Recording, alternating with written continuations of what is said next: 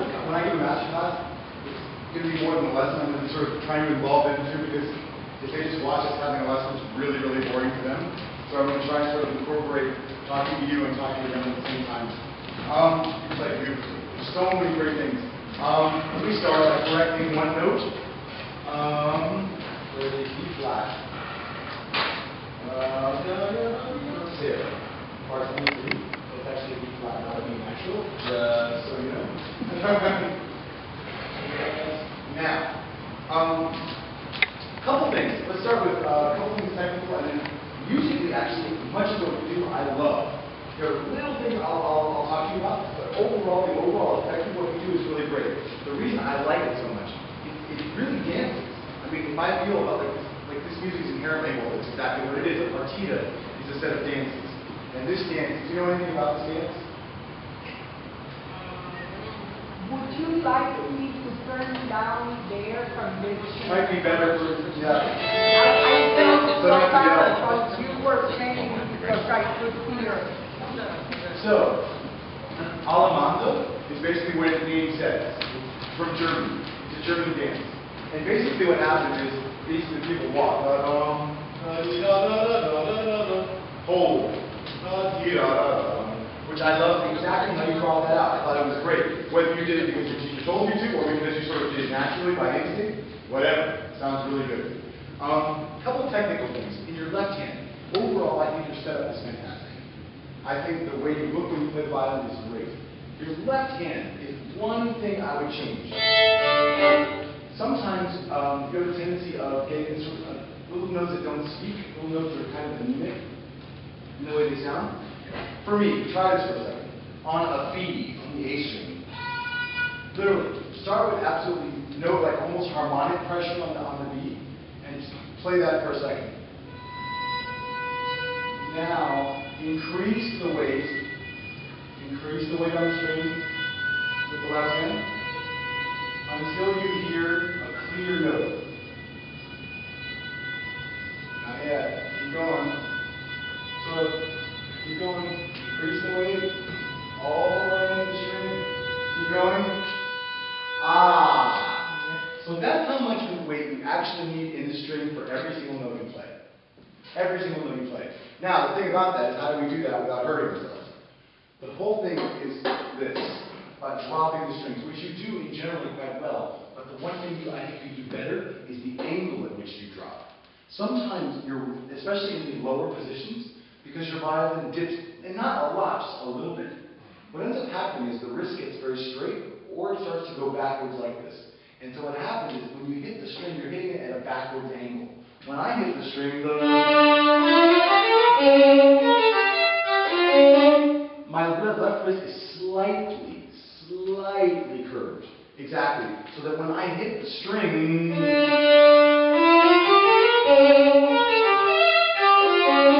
it's absolutely straight down, and I get much more weight from the drop to the string. Remember, the drops are necessary because that's how we're going to get most of the force necessary to get that string down. Newton's law. Did you ever take it? I haven't taken physics yet. Yeah, I didn't think so. So Isaac Newton was an early, scientist who was talking about gravity. And what he discovered was that the force at which something hits something, the amount of force that hits, like if I just drop this, boom.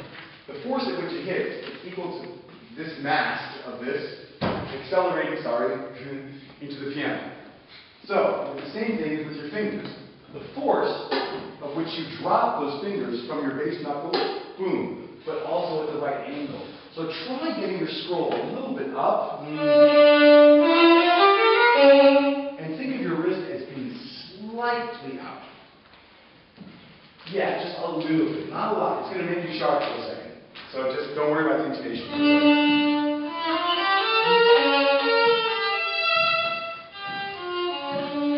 Yeah, good. Keep going. So the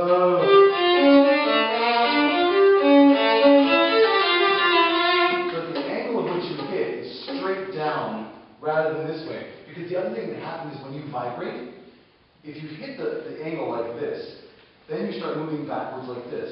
What happens is the weight comes off the string, so when you vibrate, it's even worse. So that when you went, what's a perfect example? At the very end of the very first line. When you want to go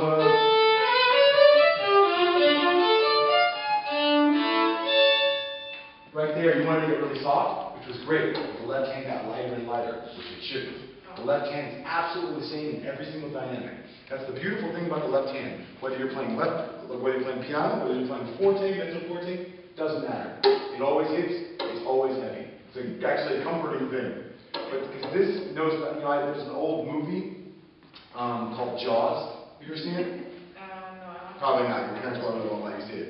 So it's, but there's this one line that Richard Dreyfuss. He says, sharks do three things. They swim, they eat, they make little sharks. Your left hand, it beats down, it vibrates, it shifts. That's pretty much what it does. And it hopefully plays in tune along the way.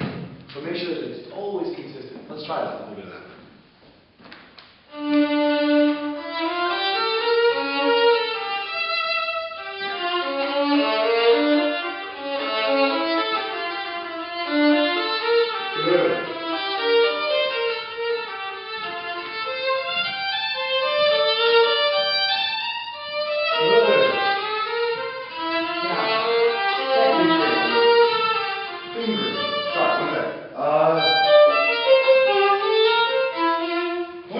Playing the Baroque era, and then we're going to get into sort of talking about Baroque playing. In general, in the Baroque era, with fingerings, since you didn't have a chin rest and you didn't have a shoulder rest, a lot of things were done in very low positions. First of all, because you get a bigger sound that way, but also the less moving, the better. So when you go...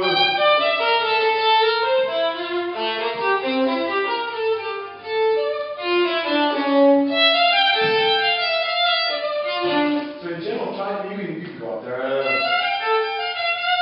That's fine, you go up there. But then, as much as possible, try to stay in the low position. Now, last thing about playing a dance. The thing about a dance is somebody's got to be able to dance with it. And a lot of times your rhythm is excellent. But sometimes you take a little bit too much freedom. And I know you want to bring out the voices, which is great. You're doing really well. But sometimes you take a little bit too much freedom. So one thing you might want to do, not good because you'll fall in that, I don't want to get a lawsuit. But when you're at home, it's also embarrassing in front of people. So, but I'll do it for you, it doesn't matter. When you're at home, literally walk. Walk the dance. So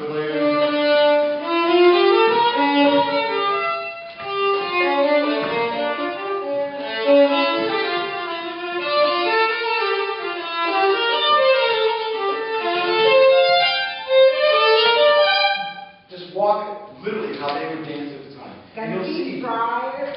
Huh? Not up on that stage, he's not. Come on. Can you try it? You can walk down here and try it. But yeah, not on the stage, I don't want you to take your diet.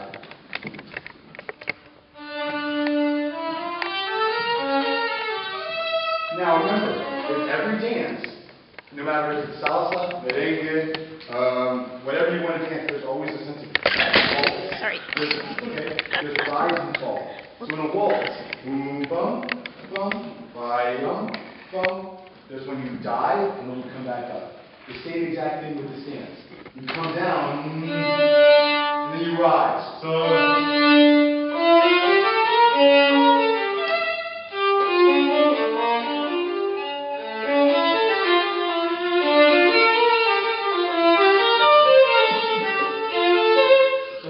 Try that. Dip and come back up. Hold, no,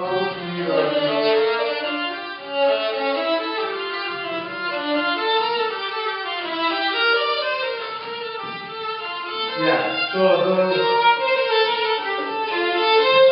don't take any time there. I wouldn't take any time at all.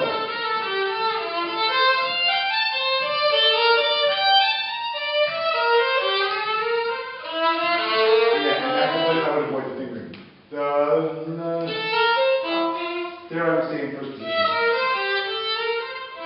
Exactly. Perfect.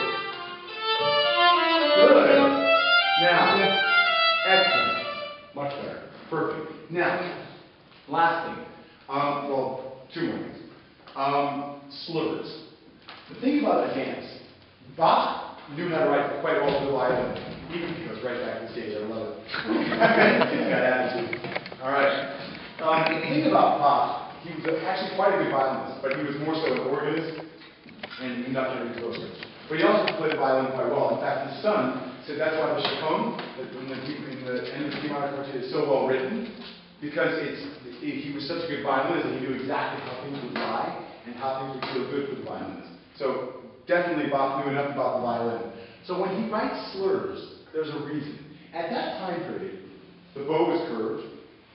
You couldn't sustain really past the middle of the bow. You could make crescendi on the up bows, but on down bows, almost impossible. Actually, impossible. So he knows this. So what happens is, when he writes slurs,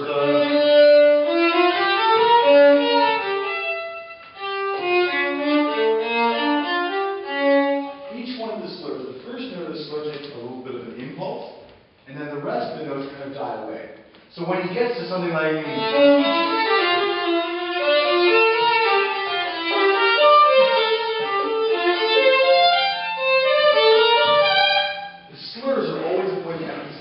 so whenever you see a slur, crescendo to that slur. And then if it's a series of slurs, it could diminuendo over. So let's try this one.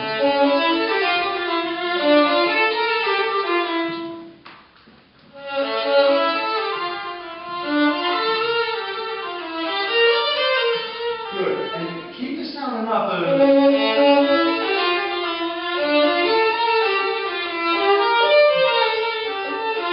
Exaggerate, but don't exaggerate so much that you lose the person who's singing.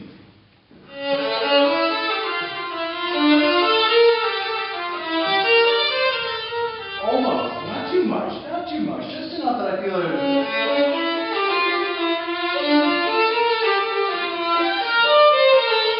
And make sure that when you arrive, especially here,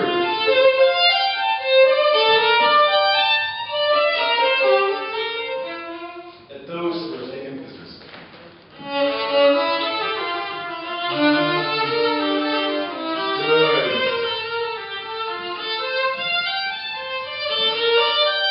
Good. Good. Good.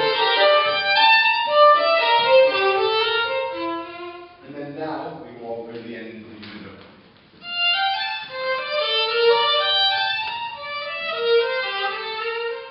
It's okay.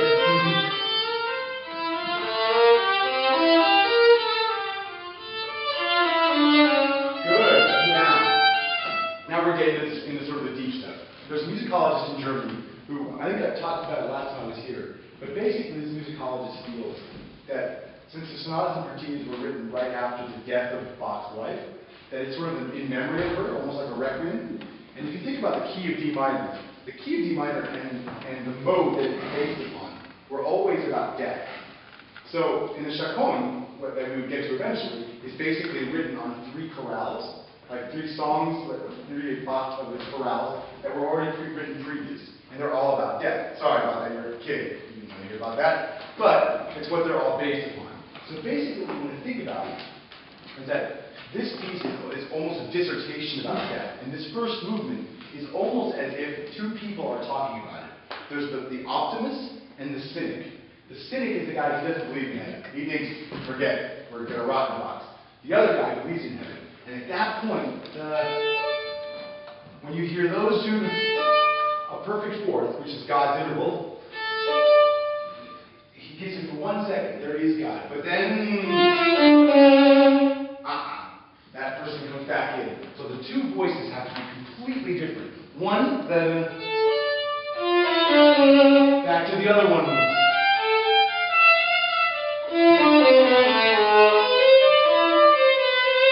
Now for this part of the piece, the optimist worked with, and to be able to have a bow that didn't sustain so much, it's a cool experiment just to try. You sound great. So in general, to sum up everything we talked about, number 1, try to get your left wrist. You've got 1 minute left. I got it. I'm doing the sum up. I got this. Very clever.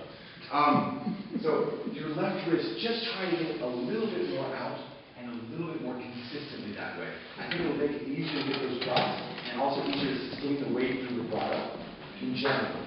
2, keep your setup exactly the way you have it. You look great when you play. You have great flexibility in your right hand. I mean, last time I heard you, you've gotten better and better and better. Everything's getting really, really good. I would say, practice metronome to get, and also walk to get the feeling of the dance, and prepare the dynamic, prepare the sequences. Always crescendo to the slurs.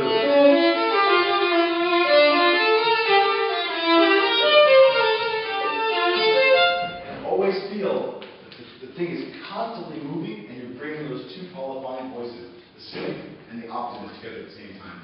Really good. Bravo. Excellent.